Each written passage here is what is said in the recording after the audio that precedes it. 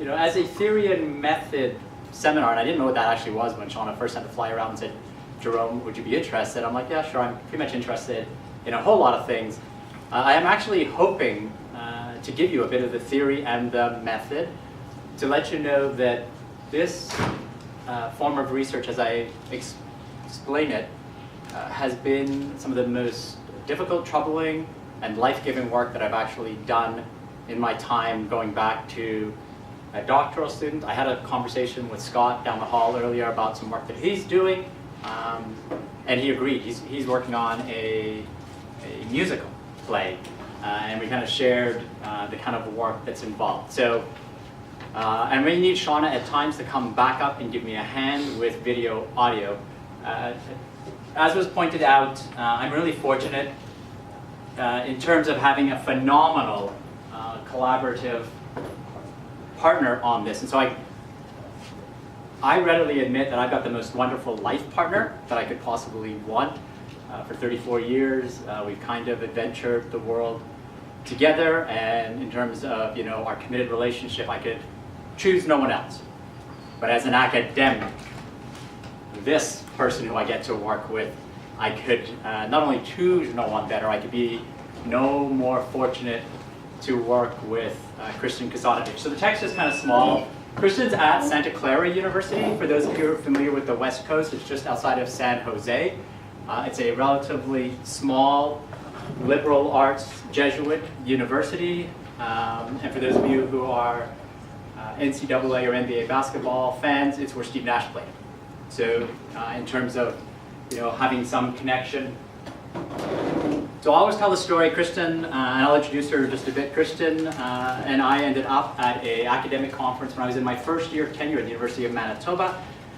I was on the board of governors of St. Paul's College, kind of like Campion College. We were at this academic conference called Faith and Intellectual Life. We kept running into each other over breakfast and having conversations.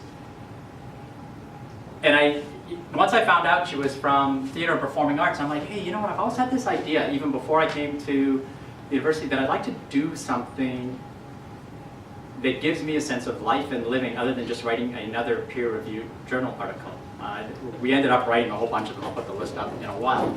And she said, well, what are you doing? I said, well, I do a lot of case study methodology in my ed-admin classes because that's what people in ed-admin really like. And she's like, yeah, there's nothing creative about that, is there? I'm like, no. And then I explained to her one of the worst things I've actually experienced is people who take case study methodology. Okay, so now I gotta be careful here because if I insult any of you in terms of your favorite thing, the door's back there, feel free to walk out. So one of the worst things that I've seen and I've experienced is role play. I said, I can't stand role play. And it's not because I don't like performing, but role play devolves into anything but the actual intention of what it is. People bring themselves into the role play. It isn't actually about the character. There's no character development. Typically with role play, people make up lines that don't even necessarily exist. I want to play this sort of way out nutty character, and I just bring that into the role play, and it has nothing to do with the play. So Cranston kind of humored me, and towards the end of the conference, I think, in order to get rid of me so I wouldn't be part of her life anymore, she said, well, you'd have to take all of those case studies and you'd actually have to do something with them. I'm like, well, what do I need to do with them? She said, you probably need to create a book. You need to write a work of creative fiction that would do something with the case studies. And she readily admits, she thought she'd be gone and never have to see me or interact with me ever again. I loved what she had proposed. It's something that I enjoy doing. I enjoy doing creative writing. And I thought it would stretch me and make me better. So I took the case studies that are all based on experiences I've had in life in terms of ed-admin and leadership positions. And I spent about a year and a half writing them into a novel, which I self-published proudly, even as an academic, and I've always listed it on my tenure and promotion documents, and I take no grief or apologies over the fact that people said, well, it's not peer-reviewed. Yeah, it is. It's peer-reviewed by the people who actually use it, like any piece of literature. It's not going to be a bestseller, but it's used in 2 different universities within their human resources, personnel leadership classes, as an example of the kinds of things that can go wrong. So it's called questionable dismissal. it is creative fiction, and I did it that way so that I wouldn't get sued. Because the first couple of iterations of it, I actually had people who I had worked with over the tenure of my non-academic career who would email me and say, that's me in your book. I'm going to get a lawyer and we're going to sue your pants off. I'd be like, that's not you. But then I would change the character even more. And so I would fictionalize to the point now where nobody actually emails me and threatens to sue me. So when I finished the book, I said to Kristen, hey, I've got that book ready. What do you want to do with it? She said, send me a copy of the book. And that's actually where things took off. So what I want to do is I had emailed Kristen and I had said, Kristen, I'm giving this seminar series at my new home university. I want to introduce you. How should I introduce you? She sent me about 3 links of her work. So she is an academic in every single sense of the word academic. But let me give you a sample of what she does within her academic work. Let me see if I get this right. This is a recent video that she started. She works with an Irish folk singer by the name of Luca Bloom. Some of you may or may not know if you're really into Irish folk music. I'll play it for a little while, so you get a sense of who she is as an artist. And again, in all aspects, an academic, but she comes to academia through the performing arts.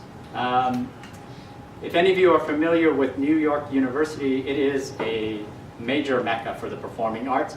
And they have this Tisch School of Fine Arts. Tisch School of Fine Arts is a mecca for performing artists. As Kristen explained to me, the Tisch School of Fine Arts is the academic equivalent to the Juilliard. So you either decide, you're going to go to the Juilliard and become a performing artist, or you might decide to go to New York University's Tisch School of Fine Arts. You will get an MFA, and that's a terminal degree. They have no interest in moving on. This is my colleague, Kristen Kasanovich, with her permission in terms of how I would introduce her to you.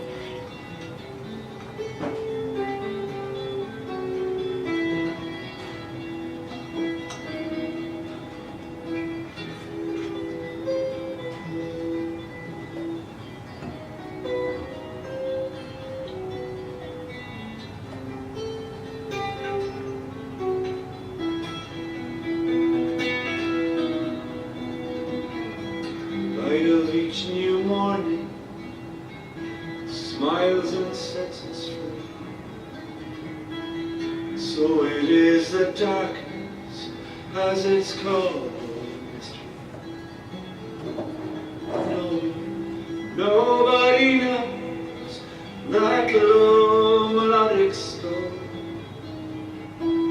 Someone's like a pipe leads to the shore. Some go walking into the bite of a bitter wind. Is a call of howling winter to end or to begin.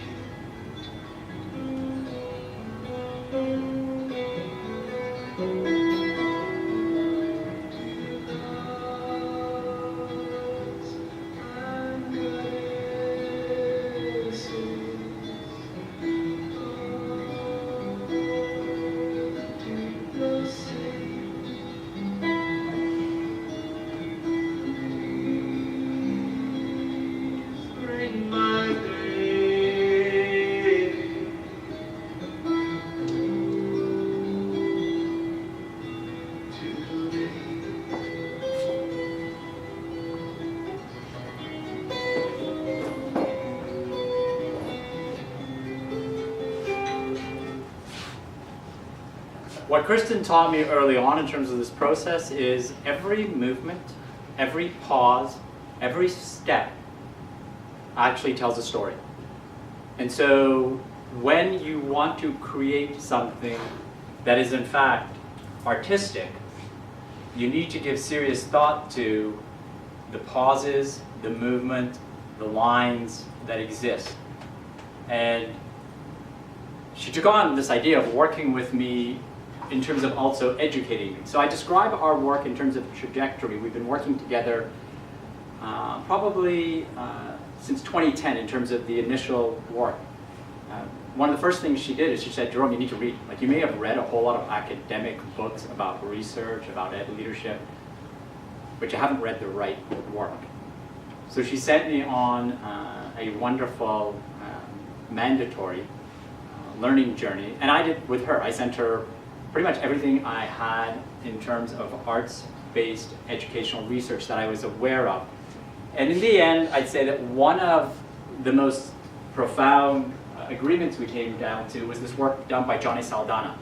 Saldana, some of you may be familiar with, is actually the third author on the more recent Miles and Huberman qualitative research text. It's now Miles, Huberman, and Saldana. So Saldana is a well-respected qualitative researcher in his own right. He's at, I think he's an emeritus at Arizona State University. Saldana wrote these two books, Ethnotheater and Ethnodrama. The Ethnotheater one, it's hard to see, but it says research from page to stage. And this is the idea of how do you take research and give it life? How do you imbue it with a sense that it has, as Cranston and I would argue, legs to actually stand on? This notion of metaphorically taking a walk in someone's shoes needs to be, in some ways, quite literal. So that's the basis of the ethnotheater. The ethnodrama, which is attached to it, an anthology of reality theater, actually has strong roots in Canada. Joe Norris, who's at Brock University, has done an awful lot of work around applied theater. Ethnodrama is slightly different. And towards the end, I'll tell you about the Ethnodrama project. So we began working in ethnotheater. What we liked was the fact that theoretically, located within the broad sense of post-structuralism, it actually allowed you to bring life to understanding research. In other words, research was not some sort of objectified sense of let's just put the data on display and allow people to interpret it as they would. Ethnotheater forces you to become part of the actual research project. And the whole idea is to draw audience in with performers and to create the very intimate feeling that audience is actually part of research creation, research understanding and interpretation as the theater mediates between the two. So we started to focus on this whole notion of ethnotheater. And the ethnotheater were the dramatic scripts that we ended up creating out of this book. We had started off with a grand ambition of writing 16 one-act plays. We got to about 9 and then paused because both of our lives got quite busy just in terms of other commitments. But ethnotheater is where we started. And one of the key pieces that really attracted me is Saldana in the Ethnodrama book poses this question: what's the ethical responsibilities of the audience? So if you think about it, even within the journals and the articles that we write, what's the ethical obligation on the people who read our work, people who interpret our work, the people who engage with our work? What I enjoyed is this notion that ethnotheater puts it right in front of you. It makes you part of it. Because of the aesthetic forms of spoken text, movement, costume, set, and media, it draws you in differently than written text can by itself. And so there was something about ethnotheater and ethnodrama. Now, let me back up this story probably about 40 years ago. And I tell this with a sensitivity of everybody's got a tough life. I grew up in one of those households where conflict was rife in the household. Conflict was. It was part and parcel of being raised, as was the edges of abuse. As a child, I used to retreat into my room and write plays. Just as a kid, you know, childish, immature plays. And I don't know what it was about playwriting that seemed to give me a sense of escape. But it's something I did as a kid, and then as I grew up, I stopped doing it. Nobody told me to stop doing it. I didn't have one of those harsh mothers or fathers who said, you need to stop that. I simply stopped doing it. As I became more of who I wanted to be, I was drawn back to this whole idea of it is something I love, something I enjoy. I needed to find a way back. And so Cranston was my way to find, you know, a part of myself that I had temporarily put on hold. And so this whole notion of ethics, and theater. So this is the kind of work that she said, Jerome, you need to read this stuff. This is a really small book done by Nicholas Ridout. It's called Theater and Ethics. And Ridout, if I had to break it down to a single phrase, says that theater presents this notion of how shall I act? How shall I act within dimensions of ethical engagement? How shall I act in different social contexts? And I'll bring that back up in a little while. I then started to read the work of Viola Spolin. Viola Spolin wrote theater games and improvisation for the theater. She fundamentally believes that before you can improvise, there are skills, knowledges, and attributes you have to be exposed to and acquire. So people who simply think they can wing it and make it up are really just winging it and making it up. What Spolin and others would argue is there's a foundational knowledge base that you draw on in order to be good at improvisation. Spent a lot of time with the work of Daniel Magrin. Daniel Magrin is an American contemporary dancer who, in a relatively short book, The 6 Questions, is incredibly profound. And I've actually used Magrin's work in much of what I used to do in terms of being associate dean undergraduate programs. Magrin believes that fundamentally dancers need to accept that there are master dancers from whom they can learn. There are people who are masterful, artists, craft, women, craft, men, but they understand the craft behind it. And what Magrin says is, in order to become a creative, talented, accomplished dancer, you first need to observe other people who can do this work. So there is an observation period. You watch, you listen, you learn. Then Magrin presents, there's an actual imitation stage. So you mimic the greats. You've watched, you've observed, you mimic the greats. Then Magrin presents, now let your imagination run wild. So with pre-service education teachers, when I was associate dean, I used to actually say, you know, the model of apprenticeship, not in the way that it was originally put together in a really passive sense, but this notion of engaging pre-service teachers with actual disciplined observation. What does it mean to observe masterful, great artists, teachers? What does that mean? How do we help them observe and then learn? How do we actually teach them to imitate small parts, right? That very, very structural imitation of the things that seem to work, and then allow them to imagine what it means to be a teacher. I won't put anybody on the spot here, but at the University of Alberta, where I came from, we moved straight to imagination. We took pre-service teacher candidates, put them in classrooms with cooperating teachers, and then said, okay, go ahead and start teaching. There was really nothing around this notion of learning the craft. So we started to change that. We started to say the first week in school, and it was a week period, that's all about observation. You need to go in, watch different teachers, you need to keep notes, you need to have conversations simply by watching. Right? And we would work with principals saying, who are your master teachers? We realize that nobody wants to be put on a pedestal, but who are the most masterful teachers in your building? We want the candidates to go watch them, and we want them to do an observation. So the long-winded way to say is that Magrin's work had a heavy influence in many ways outside of dance. Kristen then introduced me to Konstantin Stanislavski and Russian theater and the whole notion of method acting. And this idea of learning how to take on a character. Remember my criticism of role play?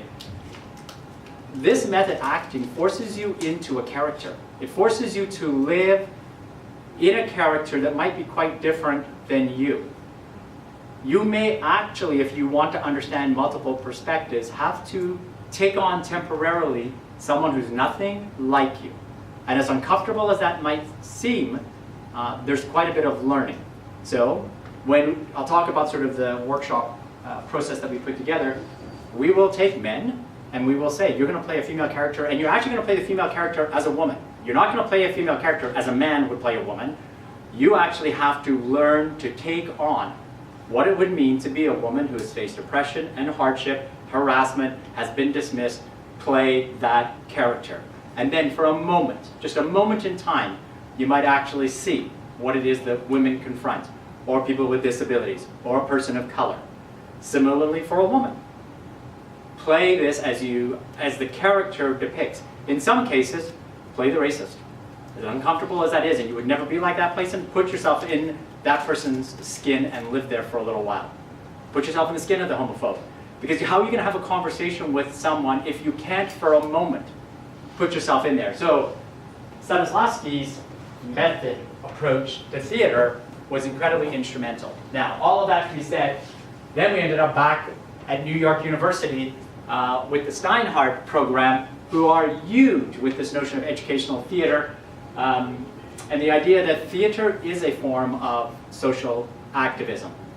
So we did a tremendous amount of work trying to get ready. So this is the part about, this is about theory and method.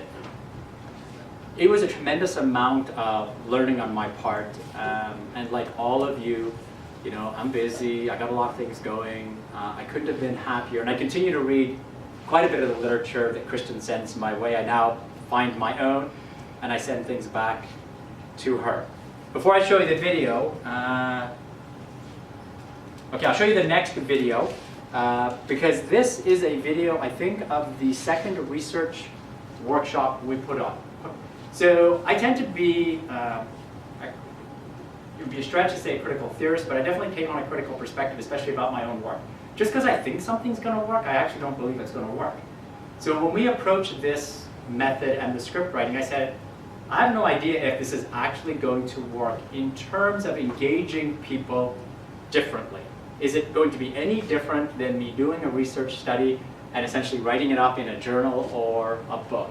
So we ran, with ethics approval, a research workshop at Santa Clara University. It involved 30 people who were both participants and workshop attendees. Then we ran it again at the University of Manitoba. When we ran it at the University of Manitoba, and they were both funded research projects. Cranston got funding at Santa Clara for the Santa Clara one. I got funding at the University of Manitoba.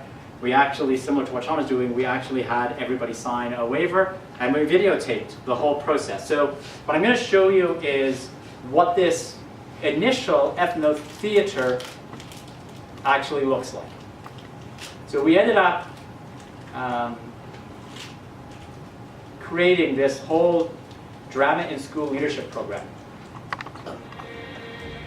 This is what a workshop looks like.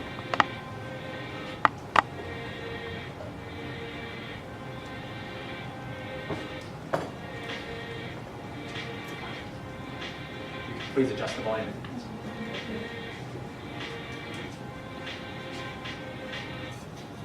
That might be it. That's good. That gentleman in the green shirt is Bill Cars. He is a professor of theater at the University of Manitoba. In an imaginative, creative way to actually take a chance. You take a chance in a high-risk situation, and there actually is no real cost.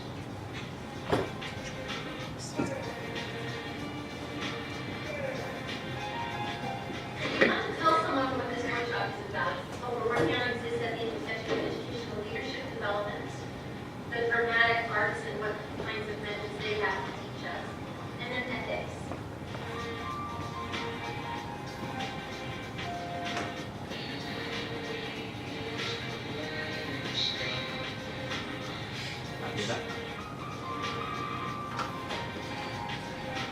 What we're doing is we're trying to take the discipline of arts and work interdisciplinary with educational leadership is going to an unknown territory. In the creative arts, it's a lot about the unknown, it's a lot about trust.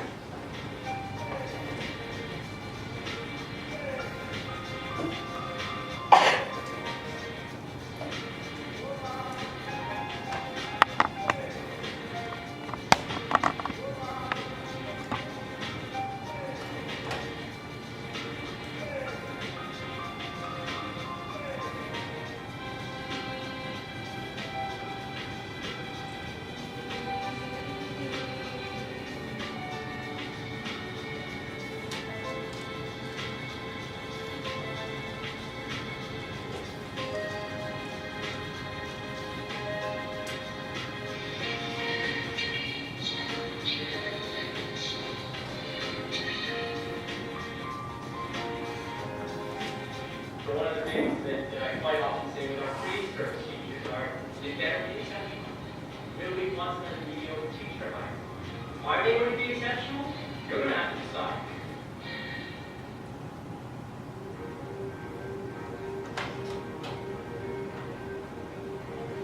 When we're doing work in the arts, it's not in the land of judgment. We are outside of a realm of good and bad.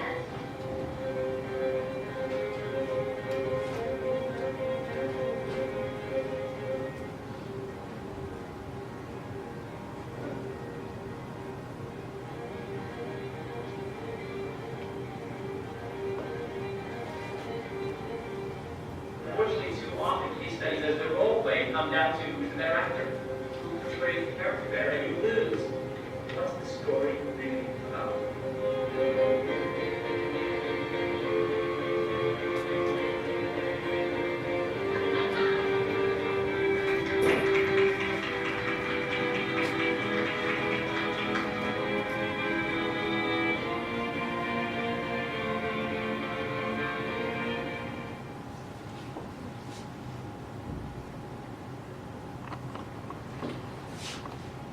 So in terms of making it into a research project and studying it, we actually found that there are effects, both on the affective dimension and effects in terms of what people perceive are possible changes to the way that they approach this whole dimension of leadership. So we worked on the Drama in School Leadership Project for a number of years, and because of work that we both do with the American Educational Research Association, in particular ABER, the Arts-Based Ed Research SIG, we were invited to actually write a book. And so this isn't a pitch for the book, but the series editor, Anne Harris from Australia, really liked the work that we were doing. We didn't know Anne ahead of time, but Kristen was connected to Anne through the arts community. And so let me just read a little bit about what Anne said. And this is one of these ones where it's self-promotion, but Anne wrote this as the series editor. And the series is called Creativity, Education, and the Arts. The writing is lucid, the arts-based work they present is achievable, the structure of this book makes it effective and easy to use in a range of contexts. The clever and creative structure they've chosen for this book only highlights the physicists of their dramatic form, their modeling of creative leadership, and the possibilities for arts-based research to take new and engaging direction.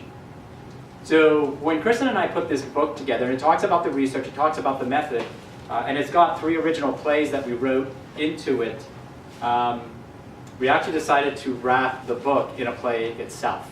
And so the book has 3 plays. It's about play building, and if you read it carefully, you'll understand there's an actual play that the book is written in. So I explain all of those things because for me, in terms of finding that elusive voice that we all try to find in our scholarly work, there's been nothing more satisfying up until this next project that I'm going to explain than this kind of work. And for those of you who are academics, you'll get a kick out of it. Well, I don't know if you'll get a kick out of this or not. Because Kristen comes from the performing arts, and she's the one who said, I really want us to write with Palgrave out of the UK. They're recognized within the arts. They're a really reputable arts publisher. What do you think? I said, yeah, sure, that sounds good. And then when we sat down to write the book, and the book took us probably about 2 years, at some point in the conversation, I said, well, this would be great. I wonder what the royalties are going to be like. She kind of over Skype said, what do you mean royalties? I said, well, because they're going to make money off the book. She goes, yeah, no, we signed those away. I'm like, what do you mean we signed those away? She goes, yeah, they're going to send us, I think it was 200 British pounds to write the book. I'm like, 200 British pounds? That's terrible. She goes, yeah, that's the best I could negotiate. I said, well, we each get 200 British pounds. She goes, no, we split that. Because she's an artist, as she pointed out, you give arts away for free. You give them away for free. So she chose a publisher who was going to actually produce the book at a low cost. And part of the trade-off on that is, by the time taxes came in, we had promised that at some academic conference we'll go for a nice dinner. It hasn't happened. I'm not sure the dinner is as nice as we think it is. But we're really happy to be in that book. So in terms of the kind of work that we've done, we've made sure that we publish in peer-reviewed journals against the usual standards of proper peer-reviewed research. We've been fortunate to secure funding. Those are my two. Kristen has her own lines in terms of Santa Clara University. From that original book, we ended up with this series. Again, I think I said, we were looking very ambitiously. I think we had set our sights on 16 one-act plays. We paused that because then we decided to write these 3. So at this point, we're up to 9 one-act plays. And for me, when I applied here, and anytime I present my material in terms of promotion, tenure, shirk, I got no apology to make about my creative work. This is part of my scholarly contributions. And people can criticize as much as they want. Well, one-act plays are not peer-reviewed. Yeah, trust me, they are. By the arts community, they critique, and they critique heavily. And the work that we do goes through the typical arts processes of workshopping them. We don't just write our plays. So this has been hugely important work for me. Now, for those of you wondering, well, what does your partner Kristen get out of this? Kristen reminded me early on in our collaborative endeavors that as an artist, she doesn't cite anyone. I mean, she gets up and dances, or she performs. Nobody asks her to cite, well, this is, a Martha Graham move, or this is a Viola Spolin piece. She said, we just get up and dance. For her to learn the discipline of looking backwards and who are the shoulders that you're standing on, she actually told me it was one of the best things for her to take into consideration. Is that a Bill T. Jones move? Is it a Negrin move? Where did I get that from? And so for her, the discipline of research and the idea of citing people so that she can then speak in front of audiences and actually attribute the artistry she's got to sources she's told me has been an incredibly powerful piece for her. She said she also gets a kick out of going to academic conferences because she said, you're nothing like the performing arts group, and we're not. And I've really enjoyed going to performing arts conferences whenever possible. All right, so where does that bring us in terms of today? How am I doing, Shauna? Oh, I'm going a little later than I actually thought I was going to go. About 3 years ago, I said to Kristen, how about we do something incredibly creative, really generative, something we haven't done before, and within education hasn't been done necessarily well. And I mean that seriously, not necessarily well. Nursing does this quite well. Social work has pockets of it. We actually decided we were going to write an original script from the data. Now, Saldana criticizes that there are people who have taken their data and tried to give it a performative element, but Saldana says there's nothing aesthetic about it. It isn't actually artistic, it's just a reading of data. So you'll have people who will monologically read, this is what a person said, and Saldana said there's nothing artistic about it. So what we decided to do was to create this project. I got funding, we're still in the process of finishing it. It's called The Two Faces of School Leadership. Here's what I did. I found 7 people in school leadership positions, and I asked them, would you allow yourself to be interviewed as a participant in a research study that talks about the social emotional cost of leading. I want to get a sense of the lived experience of what it means to lead a school community. How does it feel? How does it make your stomach feel? What are the things that keep you awake at night? Let's get an accurate picture. So I held 7, typical semi-structured qualitative interviews. This is the part that will appear. It ended up in 20 pages of transcript data, over 1,000 lines. I then sat down and analyzed it against an emotional code book. And so Saldana in the Miles Huberman Saldana book talks about a first cycle coding that can be done according to emotional codes. What are the emotions that show up in the interview data? I use what's known as the PANAS scale, positive and negative affect schedule. It has 10 positive, 10 negative affect moments. And I mapped out the data and thought, okay, what are they talking about? Conflict, stress, less so about engagement. And worked through all of those in terms of the first coding. So I, first of all, was able to theme what are the big themes that come out. What are the positive and negative affect states? We then did a second coding where we collapsed codes, typical qualitative research. So we knew what we wanted to highlight.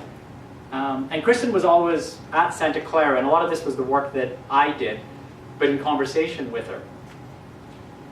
I then managed to get a small room at the University of Manitoba, and I plastered the walls with data. This is, everyone has their approach to doing data analysis. I'm someone who I essentially printed up on sheets, and I surround myself with the data, and I just sit in the room, surrounded by data. And I worked with these highlights of the positive and negative effect, and I started to imagine what the stories are. What are the stories? What are the storylines? What are the plots? What are the possibilities of what could happen? We made a decision to collapse the 7 participants into 5 composite characters, and again, for anonymity and confidentiality, we made some changes. But the description of the 5 characters is all born from the actual data. So people would say, I'm a phys ed teacher, I've been a principal for 12 years, I'm an African Caribbean woman. Somebody else would say, I grew up in small town Manitoba, I've worked in an urban school. We scrambled the data completely and ended up with 5 composite characters with this sense of everything that appears in the character descriptions is real. We've just tried to scramble it as much as possible. So I go back to when I was first challenged with writing a creative fiction, the discipline of how do you actually anonymize things in a meaningful way. This is a long text from the journal article we're working on. The idea is that the characters would reveal their emotions on their way to a workshop session. So we actually, because I told you the 2 of us met at a series of breakfast meetings, we actually said, well, how about these workshop participants, think school leadership or administrative workshop, have to start the morning at a breakfast where they're brought together and they're going to talk about the emotions involved in being a school leader. And we tried to focus on this whole notion of emotional displays for the audience, not just the characters. So again, around the audience, engagement. Ethnotheater is the process, but the Two Faces play is actually the drama. So what we did was we created an original drama. 95% of the spoken lines in the drama come from the data. I think at last count we have 16 words that we had to put in to the drama that didn't come from things people said, and some of it is to disguise people. So places where someone made a reference to, I can say it in this case, and it doesn't matter because I don't think anyone would trace it back. Someone talked about having this encounter with a student who showed up and was wearing, so I actually will try to, insane clown makeup. That's not what the person said. We took insane clown makeup and we said, okay, well, it can't be insane clown makeup. So let's turn that into, and you'll see it on the line, an over-the-top Confederate soldier uniform. So we made switches like that. They don't change the emotional coding. But the idea is to really engage audiences with what does this look like, feel like. And so here is a short excerpt over the breakfast table. I'll read it because it's really tiny. So one of the characters, and we tried to androgynize the character names, knowing that you could bring male or female identities to this. So Devin at breakfast says, one time I had to go to court over a divorce case that involved a little girl. I knew what needed to be done. She should remain in my school that was close to her father's home. He had custody for what I thought were obvious reasons to anyone, but my decision was overturned and she was allowed to enroll in another school, closer to where the mother lived. Not because I was wrong, but because my superintendent, a man, and another principal, a man, just sided with the mother. Stage directions Kristen wrote in order to give this the grit side. It was the first time in my career I dealt with sexism. The 2 men involved were completely dismissive of my views and sided with the girl's mother simply because she was the mother. I was so angry. I was confused. I was upset. Kai, who's also at the table, I get it. I mean, I really do. Did I ever tell you about the kid with the Confederate soldier outfit? Reese, the 3rd character, I don't think so. Kai, one day a student showed up wearing this over-the-top army uniform, boots and all with a cap. You know, the kind with a brim. I saw him in the hall that morning and said, you need to take that hat off for the rest of the day. He asked if he could call his dad. I said, yeah, you can call your dad, but it's not a big deal.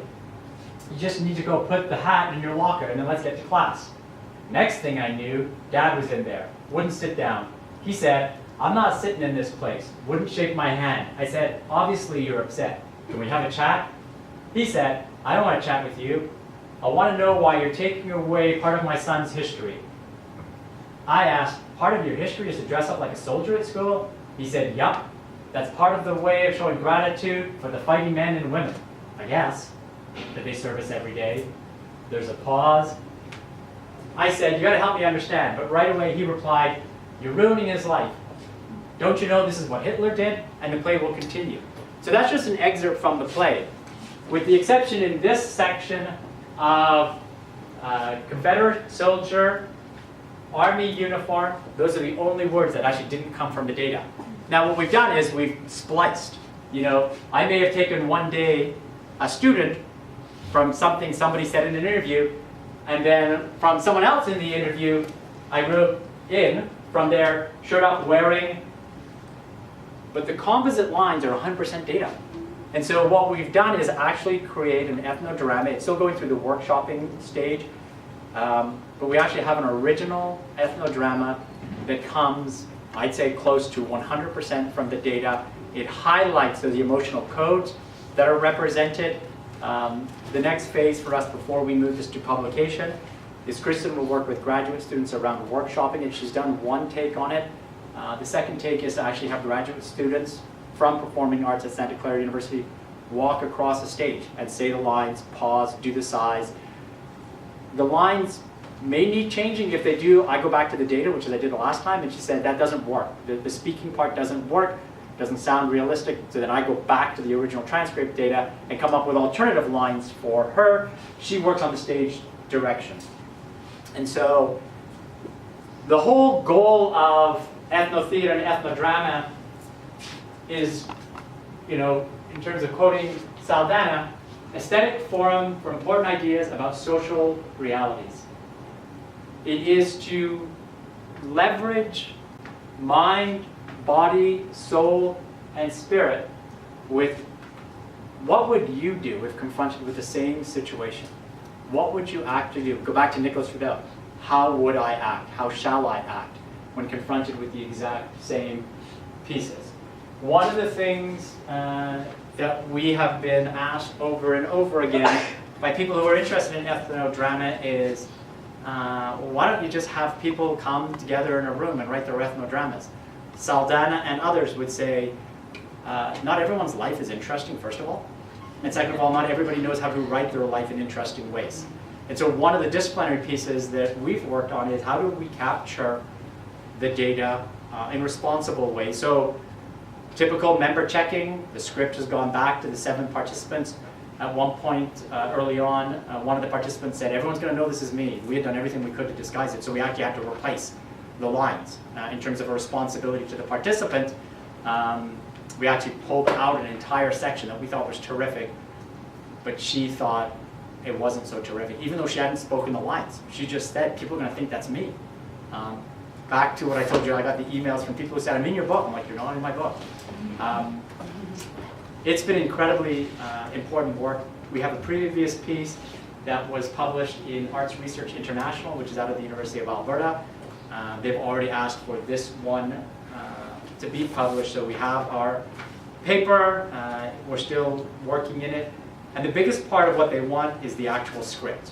So we will be, with Arts Research International, posting the entire script for people to use. We also are going to explain the method and the theory behind it